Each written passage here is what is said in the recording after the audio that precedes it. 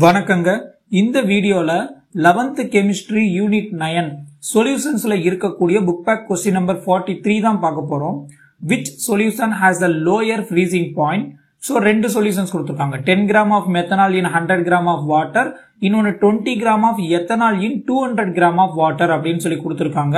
Right, first of all நமக்கு வந்து colligative ப்ராப்பர்ட்டிஸ்ல இருக்கக்கூடிய ஃப்ரீசிங் பாயிண்ட் என்ன ஆகும் அப்படின்னா டிப்ரெஷன் இன் ஃப்ரீசிங் பாயிண்ட். கரெக்டா?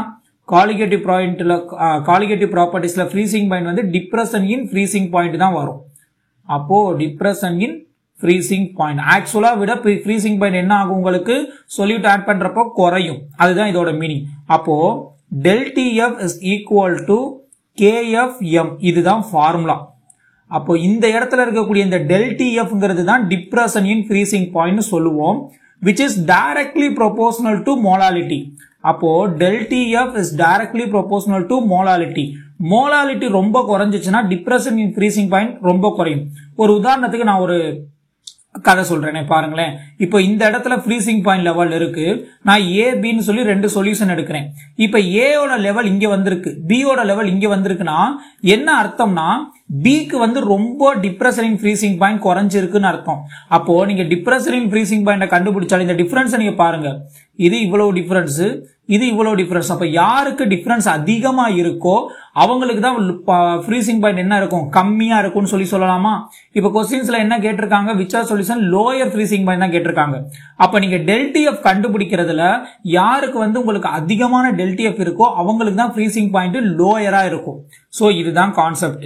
ரைட், அப்ப நீங்க என்ன கண்டுபிடிச்சா போதும், மோலாலிட்டி கண்டுபிடிச்சா போதும். ரைட், இப்போ மோலாலிட்டி கண்டுபிடிச்சிருவோமா ரெண்டுத்துக்கும்? what is molality?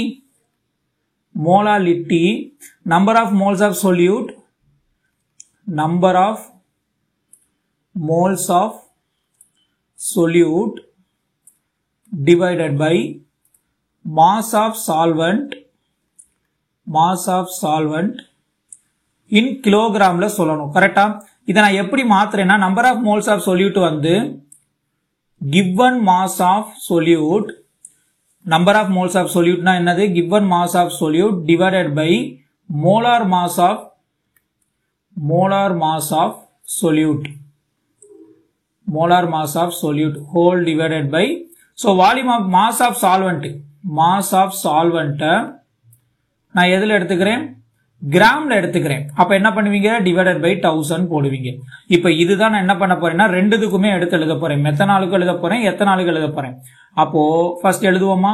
அப்போ மோலாலிட்டி ஆஃப் மெத்தனால் ஃபர்ஸ்ட் எழுதுவோம், CH3OH. அப்ப என்ன வந்துரும், சோ given மாஸ் எவ்வளவு கொடுத்திருக்காங்க பாருங்க. சோ 10 கிராம் கொடுத்திருக்காங்க. CH3OH ஓட மோலார் மாஸ் கண்டுபிடிங்க. சோ CH3OH எத்தனை கார்பன் இருக்கு, ஒரு கார்பன். அப்ப 12, 4 ஹைட்ரஜன் இருக்கு 4, ஒரு ஆக்சிஜன் இருக்கு 16. அப்ப டோட்டலா எவ்வளவு வருது, 32 வரும்.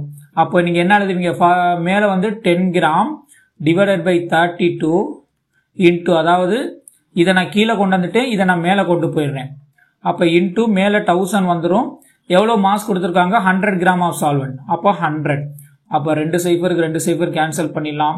ரிமைனிங் டேலி பண்ணீங்கன்னா எவ்வளவு வருது உங்களுக்கு, 3.125 மோலாலிட்டி வரும்.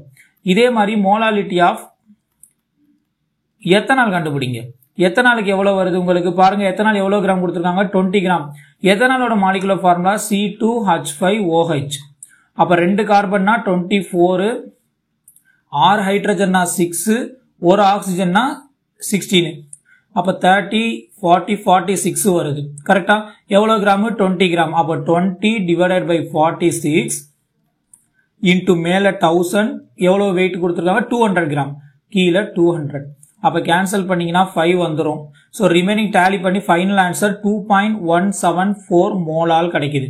இப்ப இந்த ரெண்டு ஆன்சரை கம்பேர் பண்றப்போ யாருக்கு வந்து மோலாலிட்டி அதிகமா இருக்கு, சோ மெத்தனாலுக்கு தான் அதிகமா இருக்கு. அப்போ மெத்தனாலுக்கு மோலாலிட்டி அதிகமா இருந்தா என்ன ஆகும் உங்களுக்கு, so del TF is directly proportional to M. இதான பார்த்தோம் நம்ம.